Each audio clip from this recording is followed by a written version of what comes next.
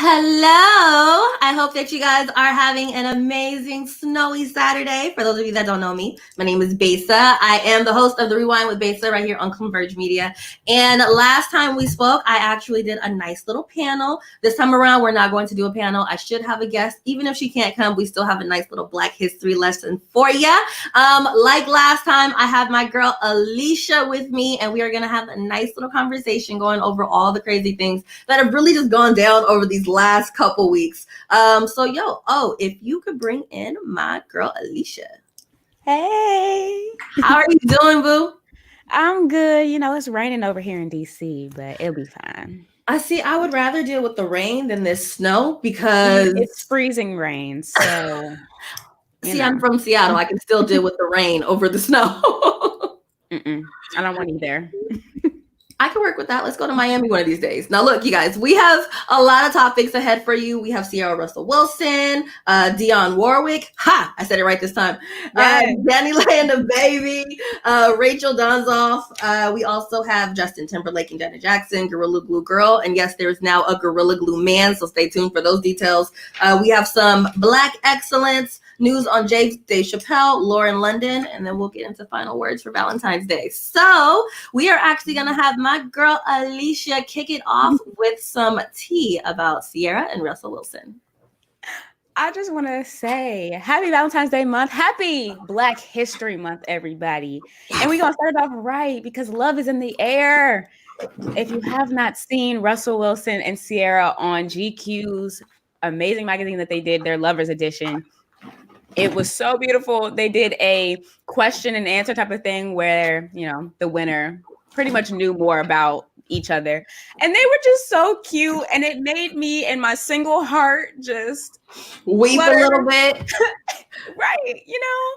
But they were so cute. And I think we have a small snippet of it. Hey guys, what's up? I'm Sierra. And I'm Russell Wilson. And this is the GQ Couples Quiz. What was my first car? What color was it? The first car? That's not on that card. Yes, is it on that card? Let me see. Right here on the card. What? You see how cute they look at each other? Yes, they are super adorable, child. I had to go put on my glasses. I could not see anything.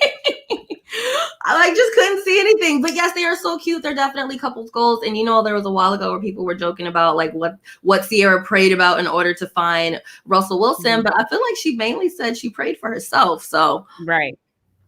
I just, I'm loving the love. So if God wants to, send the love over here, I wouldn't be too mad about it. I know that's right. Now, next topic, we actually have. This isn't like the happiest of topics. If you're from Washington, you know about Sonic Guy, and he would basically go to so many different events. Apparently, he went to about 1,500 events to remind everybody of what we lost in terms of the Sonics. Well, he recently passed away, and we don't necessarily know why, but his sister did come online and released a statement and said, I am completely heartbroken. Most of you knew him as the Sonics Guy, but I knew him as my brother, who I grew up with and looked up to. I am just devastated to hear he passed away. Please rest in power, brother. I love you. And according to his bio on some Sonics fan sites, he'd been to more than 1,500 events to remind people of what we lost. Which is so crazy. So now everyone is basically saying that once we get the Sonics back, he should have like a photo of himself in the arena. Somebody else joked about how they should like have a bronze photo of his head or somewhere or whatever. But literally, like, we have all these different people out here, and some of you guys can probably attest to this in the comments. You know, we have Barney Boy, we have Trumpet Boy, we have had Sonic Guy. Like, there's so many different fixtures out here that are technically not celebrities, but they're kind of like celebrities. It'd be like that. Do you guys have that in DC? I don't know if we have like a person per se. I could be wrong. Don't get me started. I know that's right. Okay, so next up, you have some information about Dionne Warwick and Tiana Taylor. What's going on there? Yes, Dionne Warwick is in the process of doing her own biopic. If you haven't seen on Twitter, she was talking about doing a biopic, and Netflix said that they were taking notes. And apparently it's going to be coming to Netflix sometime soon, and Tiana Taylor is going to be starring as Dionne herself. She spoke with Entertainment Weekly saying that they're planning on doing episodes instead of like a movie. So it's going to be episodes, and that she thinks that Tiana is certainly a talented young woman with whom I have the pleasure of interfacing. I am so excited that it's a possibility that Netflix is going to be doing a show about Dionne Warwick, not even just a movie, because Dionne needs a show. She needs at least 10 episodes, because we can't just do a movie about Dionne. I don't know. You know, as you know, behind the scenes, I continuously kept saying Sis's name wrong. So although I don't really know her music, obviously she is a legend. And I would honestly love to learn more about her. Like, I would love to know how she really got her start. I would love to know how she maneuvered through the industry back in those days. Like, I know that it's sometimes hard for artists, especially like darker skin artists nowadays, but I'm pretty sure it was way harder back then. So I'm really intrigued to see what she does with this and what her story looks like. But even more so, I also, this is like kind of left field, I want Tiana Taylor to play Lil' Kim. I don't know if I necessarily want her to play Lil' Kim, but I understand why Lil' Kim was like, if anyone weren't to do it, if it wasn't from Bed-Stuy, she would pick Tiana, because Tiana would give us Lil' Kim. Well, remember, I just don't when think that she would look like Lil' Kim too much. Remember when we were at when we were all watching, well, I don't even know if I want to say we, either who, it was the Hip Hop Awards, and Tiana Taylor did a tribute for Lil' Kim, and it was epic. And in that moment, she embodied her, and it kind of reminds me of when Angela Bassett played Tina Turner. And although she didn't look like Tina Turner, she embodied her so much that it didn't even matter. It's like Ray, was it Ray Charles that Jamie Foxx played? Yeah. Don't look nothing like him, but you totally forget about that because they did so good. They made him look as good and close as possible. But Jamie slayed that role, though. Period. So I feel like Tiana Taylor would do a pretty good job with it. But I also know she's going to do a really good job with this Dionne Warwick character. At least I think I will. I don't know. It'll be nice to see a different side of her. I'm excited. Tiana just needs to get all the props that she deserves. So I'm excited for it. Now, you also have an update on DaniLeigh and rapper DaBaby. Child, what's going on? Well, it seems like Yellowbone was not what he wanted. DaniLeigh and DaBaby are no longer a couple. Let's just run it back a little bit. DaniLeigh put out a song. Well, it wasn't she put out a song. She did it on Instagram called Yellowbone. And, you know, that may have struck a nerve with us Black people. May. And let's just say maybe like a week later, it was confirmed that she is now single. She went on her social media and declared it. And now DaBaby is doing a whole contest where you can have a date with him. There's time if you want to, do the date with him.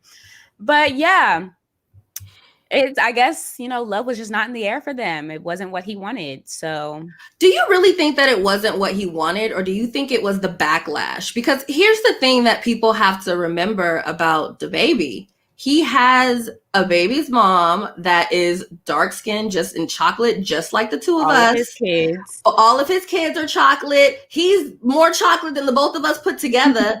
And she's talking about Yellowbone is what he wants. I feel that between the comment section and the mother of his children, Mimi, going in on him, it's like, what type of like ground or what type of foundation are you really setting for your daughter? Like, I feel like if he would have stayed with her, and even if it wasn't like, say they break up and then they get back together in a few months, even if that did not happen, no matter what, at some point he's going to have to answer to his daughter when she hears that song. And it's like, Dad, what were you really thinking? And then you put yellow hearts under there. Like, what is this, Dad? Like, I don't know how I feel about that. We're not gonna forget about them yellow hearts, because he definitely low-key co-signed. But I also think that their relationship was just kind of a lot more one-sided than, mutual, because she would show him a lot, posting him everywhere, taking pictures, videos, and, there was like a little snippet of her in the background and maybe a picture on Instagram story. But the realty about their pictures, he would typically post her when they were shooting music videos. So that video where they're in the car and they're like having a good time, like I was like, damn, I wish I was invited. But that's a photo from his music video masterpiece. So then you got people wondering, like, was this a real relationship? Was this publicity? Like, what was really going on here? I mean, obviously we'll never know, but I'm here for the tea because it has nothing to do with me. Exactly. Now, okay, in local news, I'm going to butcher the heck out of her last name, but I honestly don't really care. Rachel Dunzoff. I know some of you guys remember her. She was like, what was it, like head of NAACP over in Spokane, Washington. At some point, she was outed for being a white woman as she was claiming to be black. Like, she was wearing black afros. She was doing things to her hair to make her look more black. And now, 6 years later, apparently she can't even get a job at a hotel being a maid. If you guys have not seen this clip, we got a little clip of her having an interview with Tan Hall. So, I started with applying for all the things I was qualified for. And after interviews and getting turned down, I even applied to jobs that didn't even require degrees. Being a maid at a hotel, working at a casino. So you're saying I wasn't able to get any of those jobs either. I mean, you wanted to be black. I don't feel sorry for her. She wanted to be black so bad, and now she's been blackballed. I mean, I guess it was time to stop playing pretend, right? Well, I mean, obviously she hasn't stopped playing pretend. Can we pull up that photo of her background with her just sitting there? She has braids. Apparently she's been braiding hair for the last 20 years or something like that. In the back. Yeah, she was saying something about how like she's a walking advertisement or something. You got the map of Africa back there, and it's just like, I don't know, sometimes I just feel like it's a bit overkill with some people, and it's like, you can wear the braids, like obviously you're gonna do what you want, but of all the spaces in her house that she sat in to do that interview, she picked that one corner to make sure that she stayed on brand. I just can't with her. She even got a little desert in there. It's just a lot. And it's like, and I wouldn't be surprised if it looks perfectly placed. Like she made sure that when she sat in that corner, you would know exactly what map that was. A piece of that map isn't missing. So no, I do not feel bad for her. I feel like if she were to get her stuff together and stop acting like she's something that she's not, maybe she can get a job. Maybe people would take her seriously. Because your skin complexion is not matching up, friend. It's really not. So let's move on to our next topic of Justin Timberlake and Janet Jackson. Now, I know that a lot of us remember, I don't know how old I was. I had to be like 13 or 14 when this happened. And Janet Jackson and Justin Timberlake were performing at the Super Bowl. So there's a part where he reaches over, and I feel like to this day, we still don't really know what was happening there. Like, I don't know if it was supposed to be a little piece of red fabric that was under there. I don't know if this was done on purpose for shock value. Like, that was never really confirmed. Either way, we had a whole nip slip from Janet Jackson. And after that, I kind of felt like her career was never the same. Like, obviously, Janet Jackson is always going to be a factor, but you weren't really seeing her at things like the Super Bowl anymore. You weren't really seeing her all over the place and charting as much as she was anymore. And yet, when Justin Timberlake finally did come back to the Super Bowl, he didn't even bring her. So it finally took until this documentary about, what is her name? Britney Spears came out for him to finally, one, come out and apologize to Britney Spears for how he treated her back in the day, and two, apologize to Janet Jackson. Some people are feeling away because he put the apology into the same thing. And it's like, first of all, you owed them both apologies years ago, and now you're only doing it as a PR thing. So do you think his apology was real, or do you just think it was out of convenience because he wanted his checks? Okay, well, one, I think that he probably apologized in a private setting. But if he didn't, then lumping them together, and I don't know, it's just weird timing, because after all these years, you finally publicly say something now that a documentary about your ex-girlfriend is out. I don't know. Justin always seems a little off to me, but I love his music though. Hey, Justin. I love you. All right, look, I skipped the commercial break per usual. I don't know how I always do this. Let me stop lying. I wasn't looking at my timeline like I should be. We're gonna go into like a quick commercial break, and we will be right back to talk about Gorilla Glue Girl. I did it for the city, I did it for the love, I did it for the people, I did it for us. Back on this rap ish, I ain't even broke a sweat, homie, this practice. Pondering my next move, staring at my track list, hope I ain't miss my window. Praying like a Baptist, Seattle's own. Tired of this Game of Thrones. They made a list of the best rappers, and guess who wasn't on? While the disrespect continues, I'm steady packing these venues. Okay, so let's talk about Gorilla Glue Girl. By now, you know about Tessica Brown. Sis has over 700,000 followers on Instagram. There is no way that you don't know about Tessica Brown yet. But in case you don't know about her, there's a 40-year-old woman that ended up putting Gorilla Glue spray in her hair. And allegedly, I say allegedly because we don't know what the facts are right about now. She had it in her hair for about a month and couldn't get it out. She said she washed her hair 15 times and it wouldn't come out. I think we got a little clip of that. Amari, do we have that? Hey y'all, for those of y'all that know me know my hair has been like this for about a month now. It's not by choice. No, it's not by choice. When I do my hair, I like to, finish it off with a little Got to Be glue spray, just to keep it in place. Well, I didn't have any more Got to Be glue spray, so I used this Gorilla Glue spray. Bad idea. Y'all, look. My hair, it don't move. You hear what I'm telling you? It don't move. I've washed my hair 15 times and it don't move. Stiff wear. Woo! My hair. So I'm going to tell y'all like this. If you ever run out of Got to Be glue spray, don't ever use this unless you want your hair to be like that. So what do you really think happened, sis? I don't think it was just Gorilla Glue. I'm sorry. Like, there's no way that spray caused your hair to literally cement itself to your scalp. There's no way. There had to have been something else.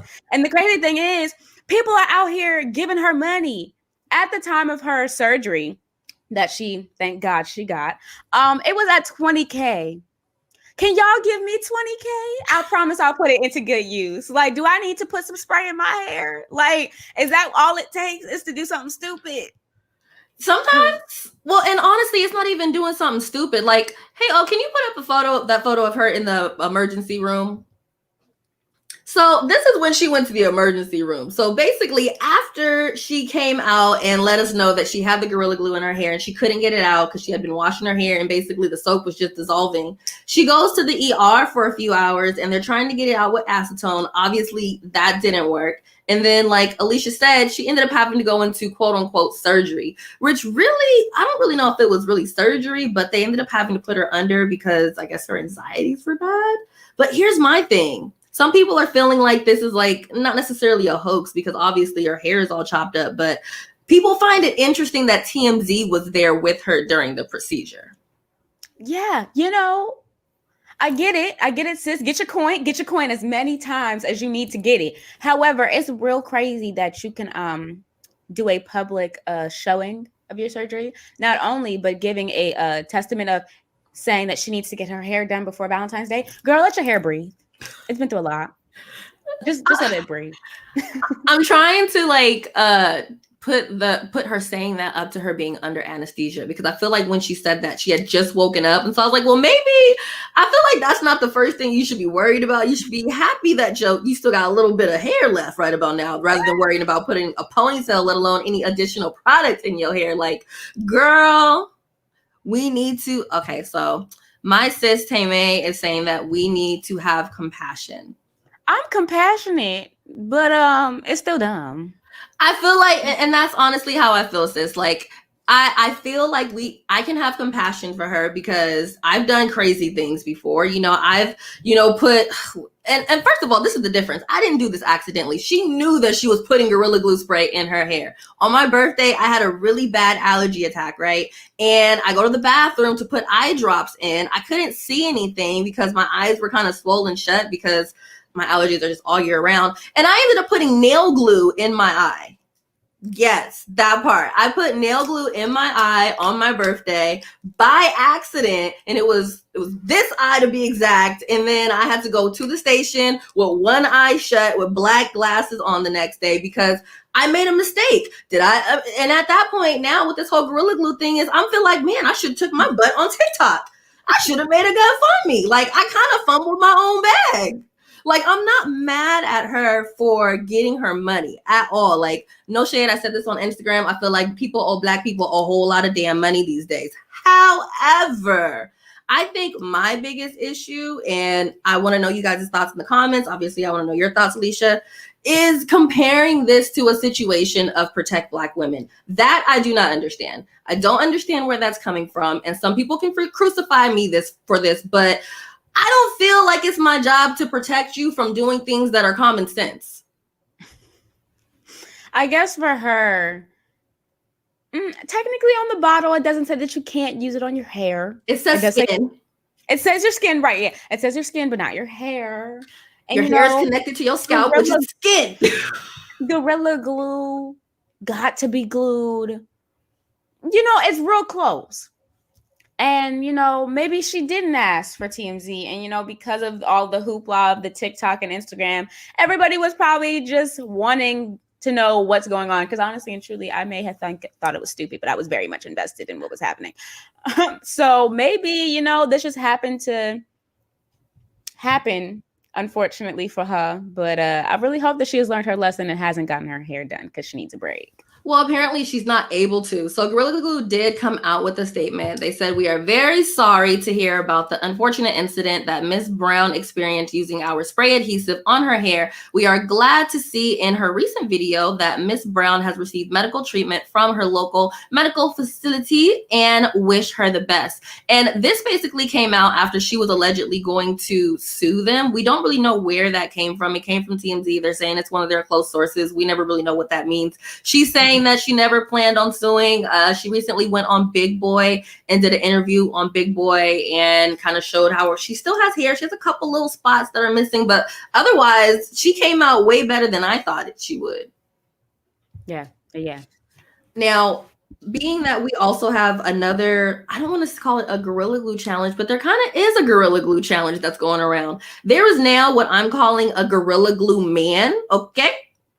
There was a guy that thought it was a good idea to literally grab a Solo cup. He took Gorilla Glue, put it in the cup, and was like, look, I'm going to show you that this stuff isn't that strong. I'm going to drink this. I'm going to lick my lips, and then I'm going to be good. He wasn't good. He actually ended up having to go to the hospital to get his lips separated for 4 hours. And they said if his lips do not heal correctly, they will have to cut off the tip of his lip.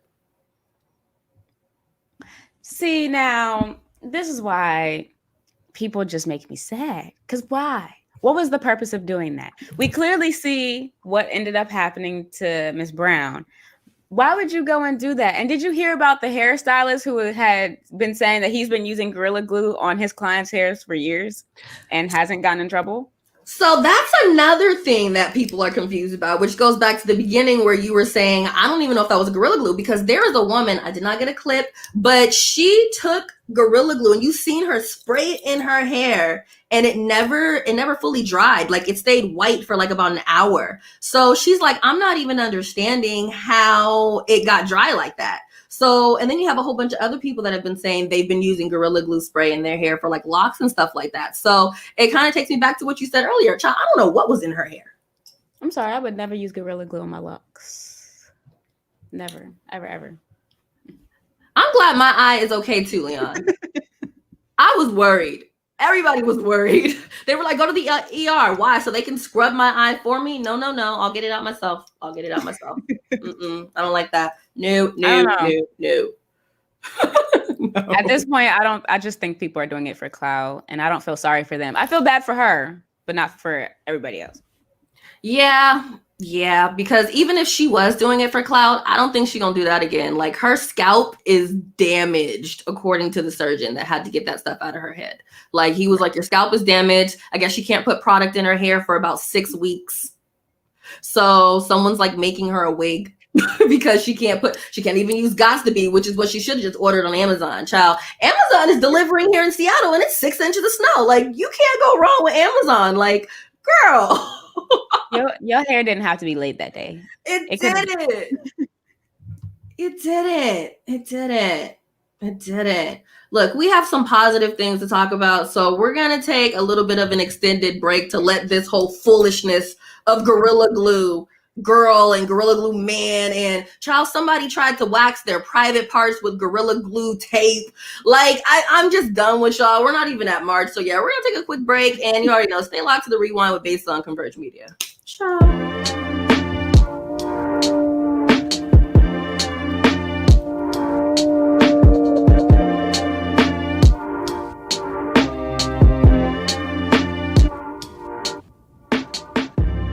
Converge Media produces culturally relevant content for Black and urban audiences.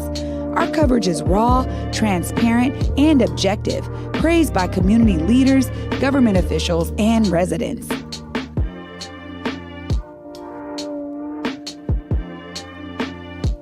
Support Converge Media today via Venmo, Cash App, or PayPal at Converge Media.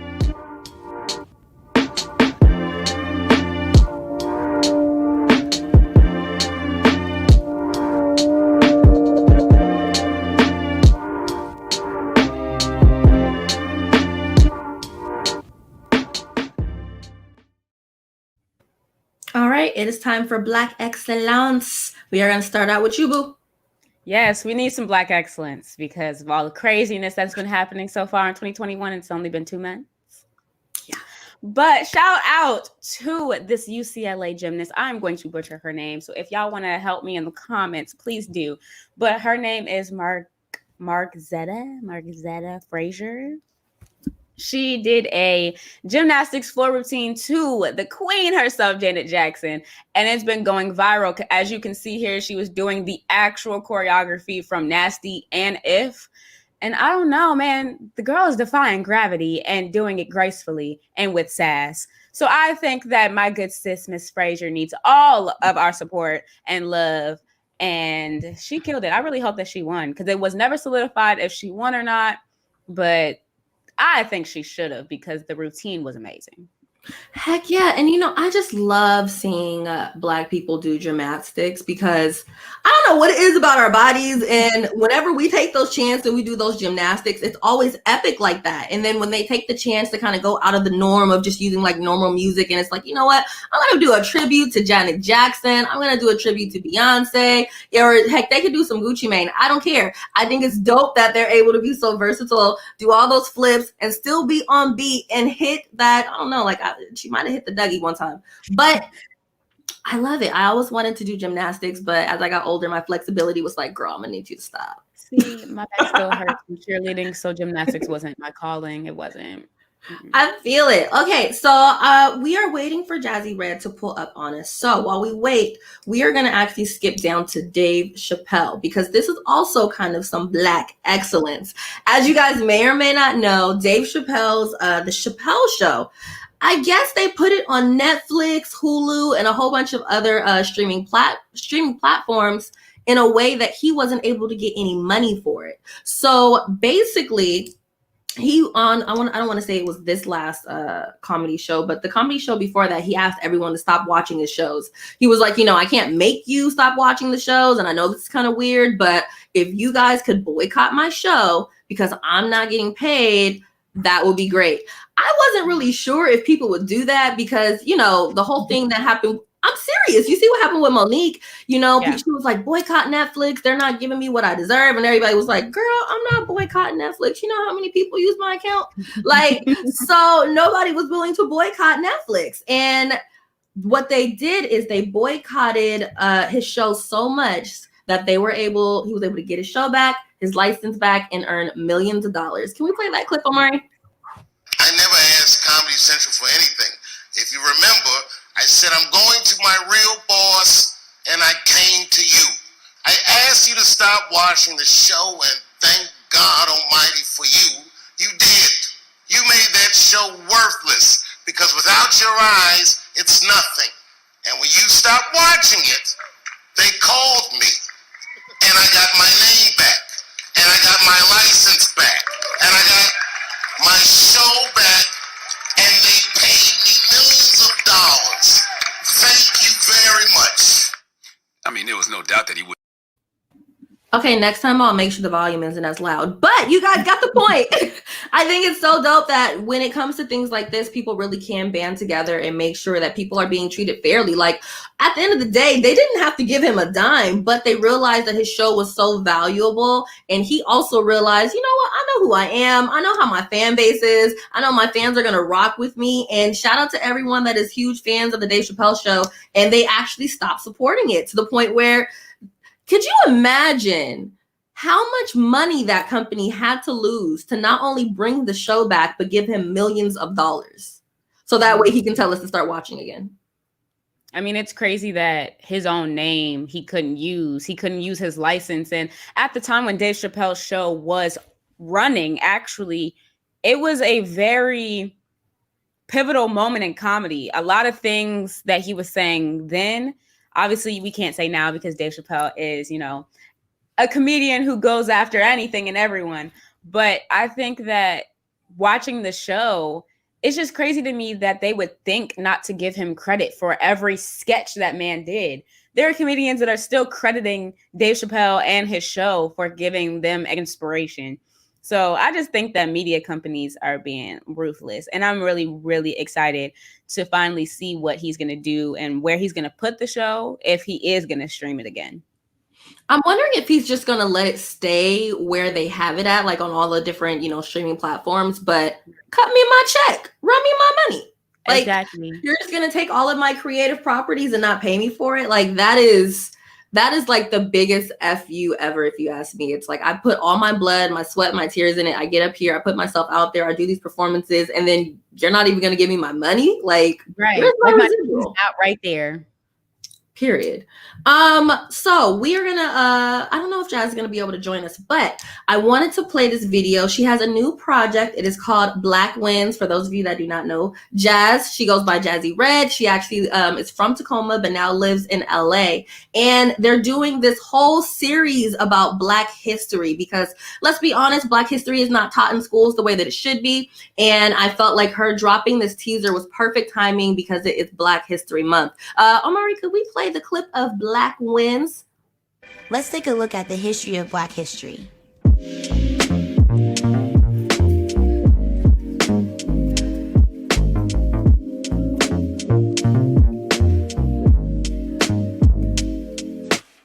When we talk about the importance of Black history, we have to take into account why and also how. How did Black history come to be? How did it become an important factor to our culture? For today's lesson, we're going to take a look at the ways Black history was introduced to America and highlight some of the important figures who helped play an impactful role in doing so, starting with Carter G. Woodson. Carter G. Woodson once said that those who have no record of what their forebears have accomplished lose the inspiration which comes from the teachings of biography and history. Woodson, aka the father of Black history, was a writer and historian who dedicated his life's work to African American history. Woodson graduated from the University of Chicago and was the second African American to obtain a PhD from Harvard University after W.E.B. Du Bois. In 1915, Woodson co-founded the Association for the Study of African American Life and History. This organization was all about the studying of Black history academically and celebrating the accomplishments of African Americans. Fast forward to 1926, Woodson created Negro History Week. This was a designated week to learn about Black history. Negro History Week fell in the same week as Frederick Douglass and Abraham Lincoln's birthday. A broad collection of schools and communities in the U.S. celebrated Negro History Week for the first time, and for the next 50 years, Negro History Week served as the blueprint to popularize the study of African American history. But let's not jump too far without acknowledging a few things that happened in between. In 1933, Woodson published The Miseducation of the Negro. Known as one of his best works, The Miseducation of the Negro takes a look at Woodson's argument centered around the way African Americans have been culturally indoctrinated rather than taught in the American school system. And he wasn't wrong. I mean, by the mid-1960s, the most popular textbook in 8th grade U.S. history classes only mentioned 2 Black people in the entire century since the Civil War. Think about that. That's 40 years after Negro History Week became a thing. But don't get it twisted. The 1960s were the years of the Black Revolution and set the foundation for what we know today as the Black Power and the Civil Rights Movement. We refused to be ignored. And to prove that we were heard loud and clear, in 1976, President Ford officially recognized the month of February as Black History Month. So if you didn't know before, now you know the history of Black History Month. So February 2020 marked the 44th Black History Month this country has celebrated. And you would think 44 years is enough time for America to realize the significant role Black lives have played in American history. How cute is that? That was so good. I love it. I felt like it was a good timing to be able to play something like that since it is Black History Month. And I honestly think it's also nice for adults to have a little refresher on Black History Month. I know I could always use one. Jazz is not with us, so we're probably going to end up bringing her in another day. I think she's working right now. But we do have a listen up segment from my girl, Alisha. All right. Listen up, everyone. If you are not aware, unfortunately, people just keep trying my good sis, Lauren London. It was assumed, I don't know who assumed it, where this information came from, but it needs to stop. They were assuming that Lauren London was pregnant. And, you know, obviously, as you can see on the screen, they were disturbing her peace. She goes on Twitter and says, woke up to some straight rumors, lies on a woman trying her best to heal. Please stop. I'm not pregnant. Don't disturb the peace of the people that need it the most. I am tired of everyone trying so hard to think that they know stuff that they don't. Last time I checked, y'all don't know Nipsey and y'all don't know Lauren. Because, like, y'all know what his real name is? Let me know. Let me know in the comments. Because if you know his real name, then I'll shut up. But it's really the fact that Lauren, who has gone through so much, not only her, but in retrospect, with the entire Kobe Bryant situation, I feel like this is going to go both ways for Vanessa and for Lauren. It's the fact that Lauren has gone through so much. Her love of her life tragically ended up passing away. And it's like every so often her name's being brought up for something. Either you don't like that she's respecting Nipsey's honor and legacy. You're not liking the fact that she's staying silent and living her life and raising her child. Or you're saying that she's not doing enough, even though she's running things the way that Nipsey would have wanted it in her eyes. So it's just like, I'm just tired. I think that everyone needs to remember that these are human. Like, at the end of the day, we are all going through similar situations. If this was you, would you want to be scrutinized and patronized over every little thing that you do, especially when it's not true? So listen up, everyone. I need you to calm down. Thank you. That's my time. I know that's right. But seriously, it's like, why are you guys bothering this woman? I feel like every so often somebody pops out with a crazy rumor about Lauren London, and she's never been problematic. She's never bothered anybody. I watched some interview when someone was asking her about gossip about someone else, and she was like, girl, I got kids. I'm not worried about that. So it's so crazy how someone can be so unproblematic And maybe that's the problem. Like the fact that she's unproblematic, the fact that she's minding her business, the fact that she's trying to keep her energy pure. I think that bothers some people's spirits, or as some people say, it bothers their demons, and it's making it to where they're coming at her. Like Lauren is never even online like that. So it's crazy that something like that could even pop up. I just want to know where it came from.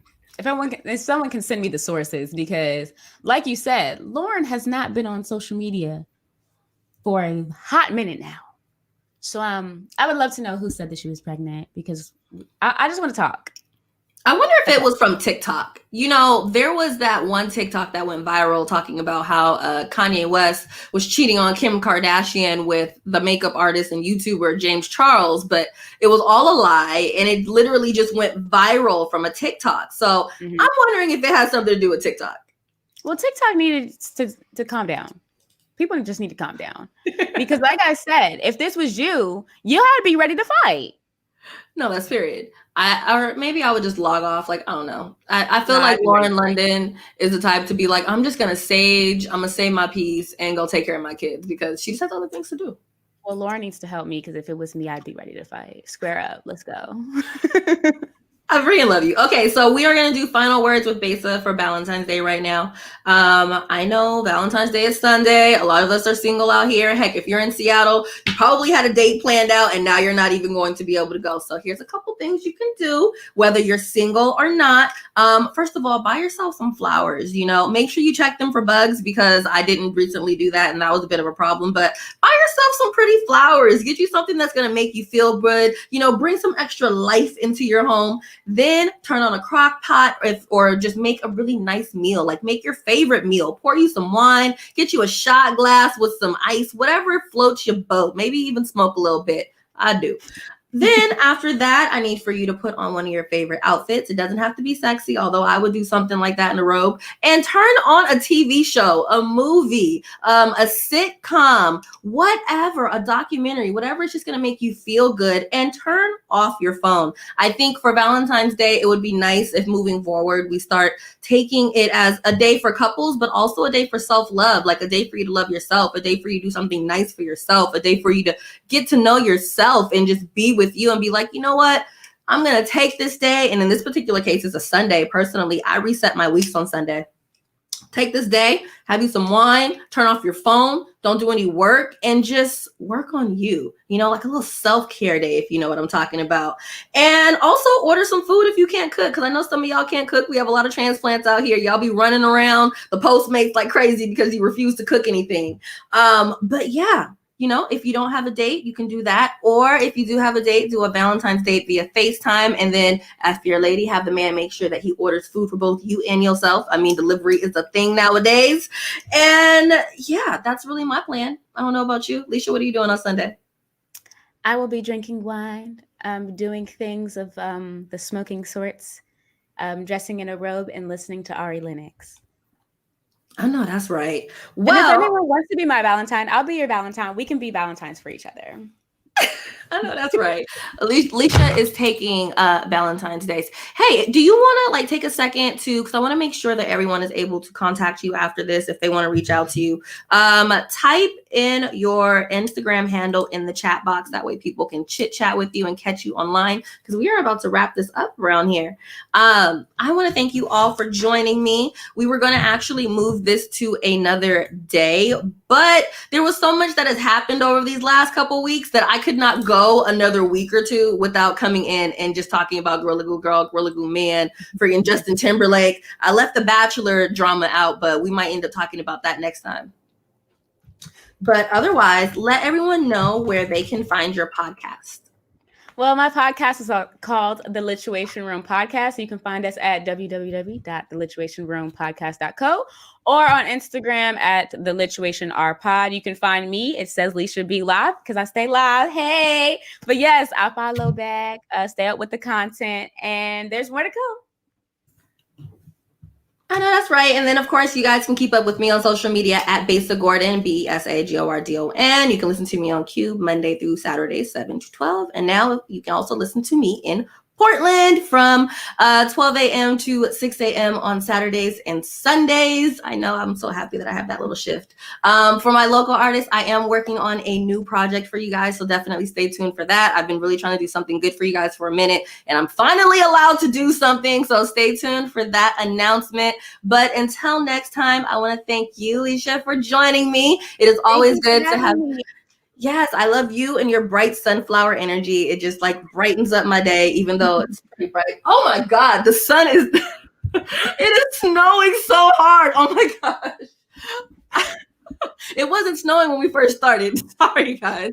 But yes, I want to thank you for joining me. And until next time, you guys already know, make sure that you are your own vibes. Make sure that you are subscribed and sharing all of Converge Media's information. And yeah, do you, because we got a lot of people acting crazy out in these streets.